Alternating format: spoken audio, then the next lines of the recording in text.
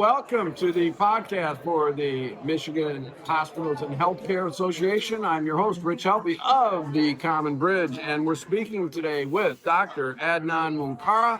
He is the president for care delivery and the chief clinical officer for Henry Ford Health. Dr. Munkarah, thanks for joining us this morning. How have you been? Doing great. Great weather out here and enjoying being on the island. Indeed, it's always nice. Now, Henry Ford is a leader in the development in the city of Detroit, and healthcare is a center. Can you tell us how that all fits together? So Henry Ford has been in Detroit for over a century at the present time. And we know that we are committed to the city, and healthcare is important for every single community.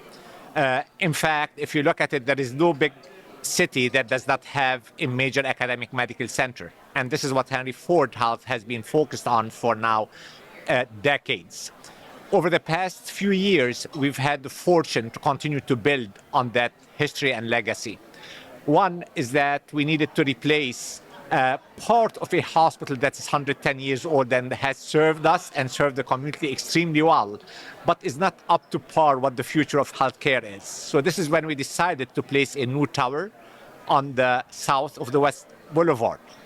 At the same time, we identified opportunities with partners, with Michigan State University, with the Pistons, with Shirley Ryan Ability Lab and Banff to add to that campus in many ways.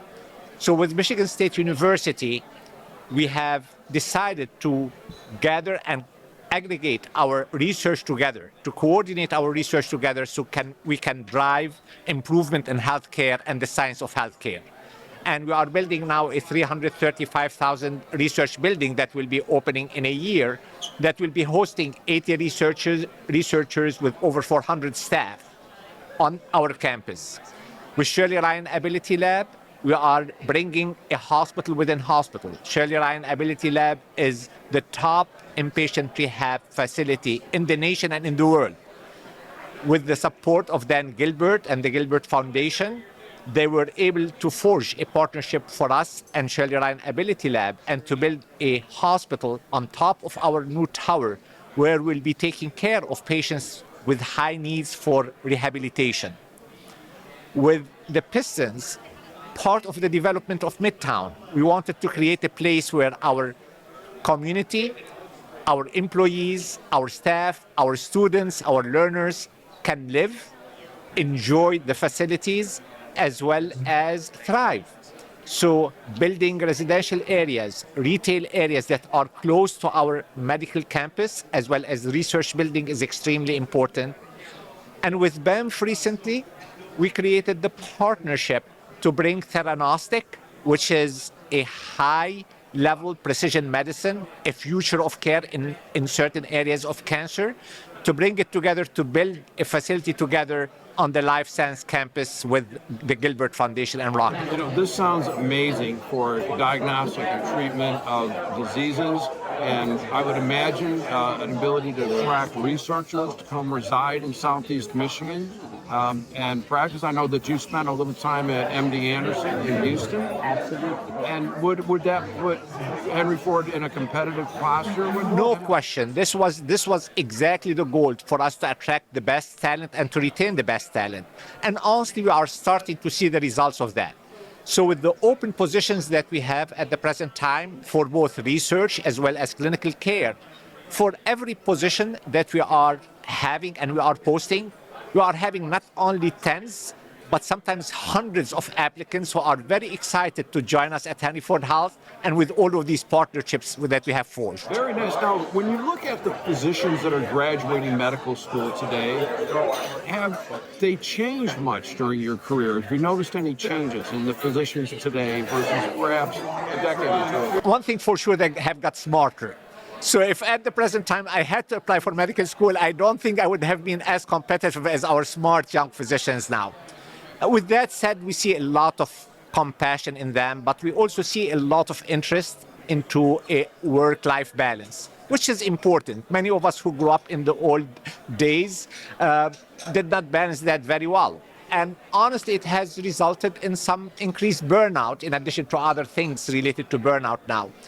very excited about the physicians of the future. I really think they are able to work more as a team, interested more to make a difference. And while some people are concerned that some of those physicians want to work on limited hours, they can decide their future. We should not be deciding it for them. They can plan what is the best way for them to work as teams to provide the best care. And when you think about your role of physicians and the new physicians coming on, we've got a lot of politicians and business people here on Mackinac. If you could ask them to support doctors better, what might you ask of them?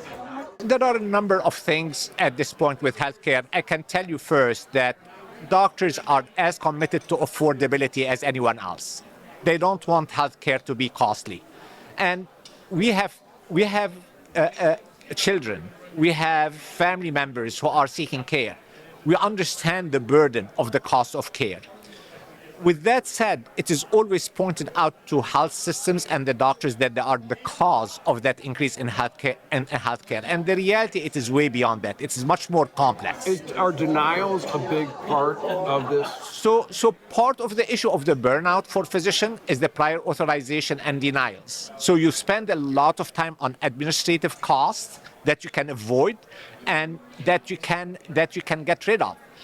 Most of the time, these denials get reversed when appealed, but imagine the amount of time that physicians, their offices, the doctors themselves have to spend to kind of navigate and negotiate back and forth for a test or a procedure that a patient needs. Indeed, someone with your clinical experience and your preparation, I can't imagine you would say there's a patient that you want to treat that didn't need it, yet a bureaucrat someplace can say, wait a minute, prove it to me.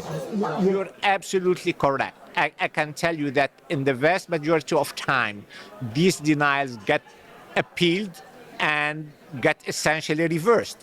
However, we wasted a lot of time for the patient themselves, the anxiety for the patient, as well as for the physicians and the staff. Yes, and I hope that is a thing that we can change. Are there any other things that you'd like the audience for the MHA and for the Common Bridge to hear today? If you had one message you'd like to deliver, what would that be? Absolutely. Healthcare is essential for every community to thrive. Unfortunately, in our country, in our state, we spent a lot of money on healthcare at the end of life or when things are in a crisis mode. We have not invested sufficiently upfront in healthcare, in public health. Think about it. If we are able to move care upstream, if we are able to spend more money on prevention and intervention, if we manage blood pressure and diabetes early in the process, if we screen cancer early, we are able to cure more patients, we have less patients in the hospitals, the outcomes will be better. Our ranking around the world as a nation with respect to healthcare will be much better than it is now.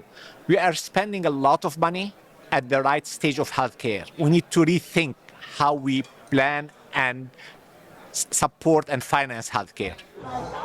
We've been talking with Dr. Adnan Munkarah of Henry Ford Health. Dr. Munkarah, it's been a pleasure speaking with you this morning. Hope you have a great conference. Pleasure is mine. Thank you.